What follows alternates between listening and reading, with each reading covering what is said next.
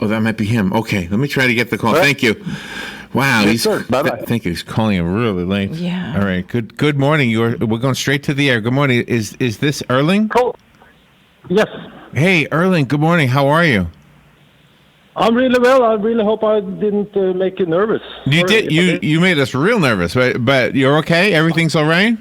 Yeah, totally okay. All right. Erling Kagge is on the phone.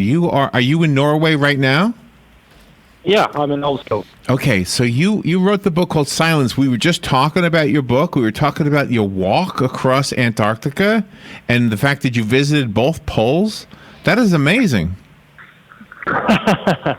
Thank you. Yeah, that was, to walk to the South Pole in total solitude for 50 days and nights without any radio contact kind of changed my life, that's for sure. And also climbing Mount Everest afterwards. You climbed Mount Everest? Oh my gosh. Yeah. Can I ask you, I want to ask you about Antarctica.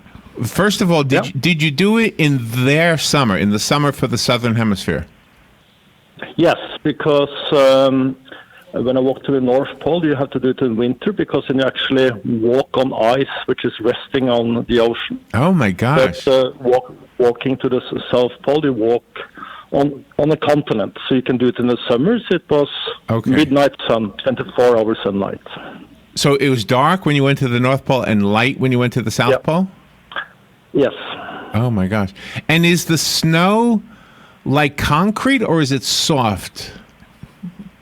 It's pretty hard to the North Pole, but to the South Pole, it's more like powder and then solid ice. And that ice is, most of it is hundreds of years old. So it's kind of really solid ice. I know the book is really about silence, and you have a philosophy about that, but I just was curious about the animals. Did you come across any animals, penguins or polar bears or anything like that?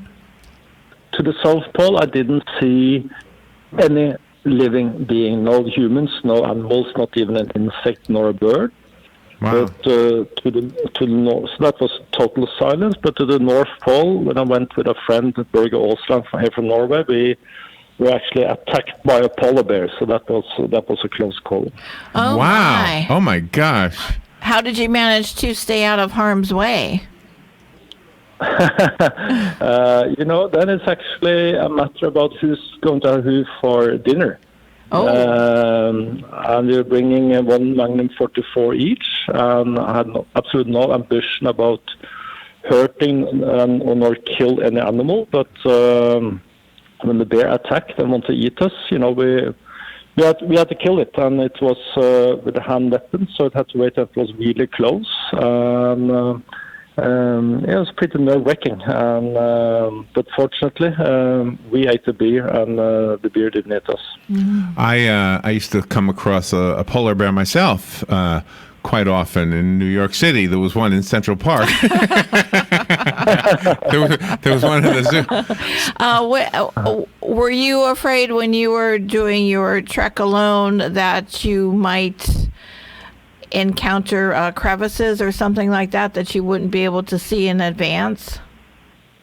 Yes, and I did. In Antarctica, quite a lot of crevasses, and I did, which was frightening. But it's walking to the South Pole. Somehow has to be difficult, and it has to be cold. And if it hadn't been difficult or cold, everybody could do it. So tell me about the silence. What did you learn from that silence, from this having no sounds around you? Walking to the South Pole in that total silence, I learned that the quieter I became, somehow the more I heard.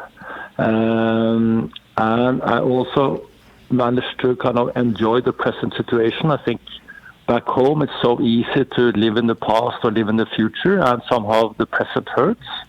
But in Antarctica, I saw that silence could be rich, it could be a quality, it could be something exclusive, even luxurious, and a kind of a key to unlock new ways of thinking. And of course, silence can also be At home, it can be boring and embarrassing and uncomfortable and frightening.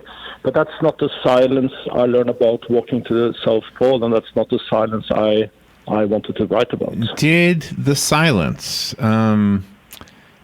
did it affect you in a spiritual way, maybe a religious way? Yes, it did. Because I think it's really hard if you spend a lot of time out in nature, and especially in silence, to be an atheist. So it's not in turn of becoming, believing more in an almighty God, but being out there in the wilderness, you're in no doubt it's, some forces, some, things going on around you, which is beyond the total rational. I like the fact that you gave us a glimpse into your childhood and you told us about your fascination with the snail. Yeah. Yeah, I like the snail because when I was a kid, because the snail could carry all its belongings when it was traveling, and I like that. And then 30 years later, 35 years later, I lived like a snail myself, dragging everything I needed: food, fuel, a tent, sleeping bag, a mattress on a sled.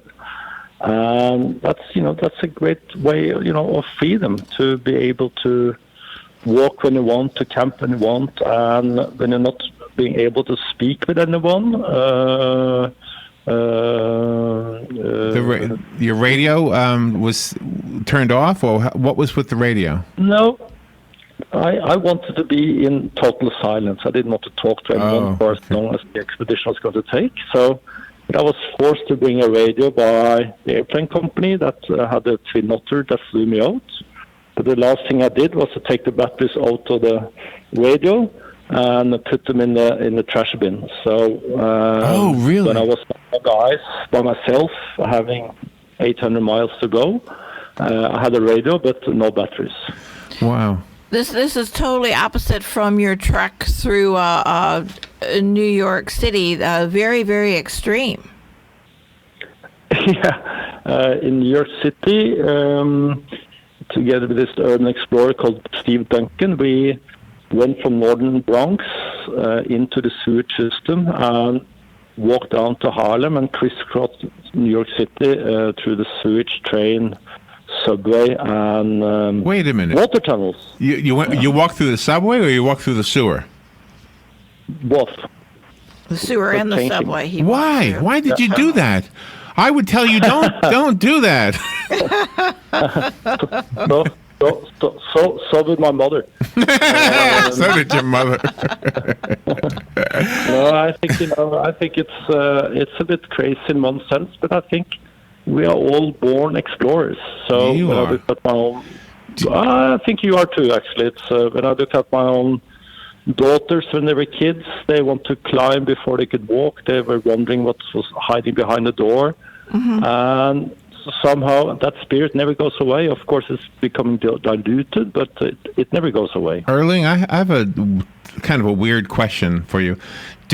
Have you ever seen the movie 2001: A Space Odyssey? Yeah. Mm-hmm. Okay. A long time ago, though. Okay, yeah, me too. Do you remember, like, when the astronaut is in the spacecraft and it's just going and going and going and going, and he's all alone in outer space? And that's what I'm picturing. What you went through, except in the snow. Yeah, it's strange that you asked me about it, because when I wrote my book on silence, I was actually, reading about that movie again, and with the similarities, because I think that movie is also very much about silence, in the sense that it's so many quiet moments in the movie. Yeah. So somehow, I think it's the quiet parts of the movie is the most interesting, as you say, when it's just traveling further into space. Yeah. Yeah. Another movie that does that is Tom Hanks movie, Castaway. Mm-hmm. Yeah, that's a great movie. Yeah, that's a great. I love that. You also have observations about different artists and different poets, and you compare them to your experiences in the book. It's very fascinating. Thank you. Yeah, I think it's after I had this extreme expeditions, I became a father, and and then I had to get a job. So I started a publishing company. So and then my daughters grew up and they became teenagers, and my life has been about noise ever since. Mm-hmm. Yeah, I bet. so then, three blonde, spoiled Norwegian girls, and then in the house, and then I was digging more into poetry. I was reading philosophy. I was listening to music. I could relate to silence, movies. And I really venture into silence. I want to understand what silence is, because I also saw that Oh my my gosh. daughters, they hardly, had experienced silence. That kind of silence almost became extinct. Exactly. The Good book point. is called Silence, and I just bought it. I just clicked on the thing that helped me buy it. So I just bought my own copy of it, and I do have a copy of the book. I'd like to give it away to one of our listeners. So call me if you want the one that's here. 622-9622. I'll just pick somebody at random. The book is called Silence in the Age of Noise. You also have some photographs in there, by the way. They're outstanding. Want to make sure I mention that. I wanted to tell you something that we're in Florida, right? Yeah. Okay. Well, those slow-moving snails that have everything in them, they are on our roads. We call them recreational vehicles.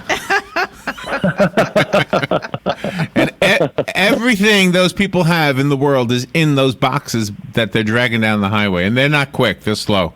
What is some of the best advice that you gave your daughters after they reached their teen years about how to embrace who they are living in their own world, but how do you tell them to embrace the silence? I partly wrote the book for them, not to give them advice, because I think it's really hard for a man like me, 55 years old, to give teenage girls too many advices. I just try to tell them about my own experiences and what I think, and why I think they should, sometimes, not all they relate to silence, but I think the best advice I could give to any kid, including my own, is to, keep up with the curiosity, remain curious in your life, and keep up that spirit of exploration, not because you should walk to the South Pole, but because you should try to find your own South Poles. Yeah. I love that. I mean, we have in our area, Robin mentioned this before you came on, that she and her husband had gone on a canoe trip down the river, and it was very, very quiet and peaceful. And they had how many days? 7 days. 7 days on the of river, just the canoe with our stuff. Yeah, so I'm sure all they could hear was, Tarzan and things like that. So nature. It really gives life a different perspective when you do something like that. Erling, I think you needed both. You need both civilization and some wilderness in life. I think that's my conclusion too, because when I've had those times in my life when I felt like I was alone for too long, I loved having people around. And now I'm always busy, so I love when I have a moment to be quiet. So I do think we need both. It's been an honor to have you on the show, Erling. I hope you come to Florida sometime, and we'll just sit here quietly. I do actually. I go to Florida every now and then. I love Florida. Oh, do you? Where do you go? Where do you go? I have to say, I usually go to Miami. I was spending Christmas there a year ago with my daughters and had a fantastic time. Oh, nice. That's beautiful. Erling Kagge, I hope I'm saying your name correctly. Thank you for being on the show with us today. Thank you. All the best. I found the book, by the way, on Amazon. Do you have a website you want to recommend? I'm not big on websites. Sorry about that. Okay. It's on Amazon. Thank you. Yeah. Thank you, sir. We'll be right back.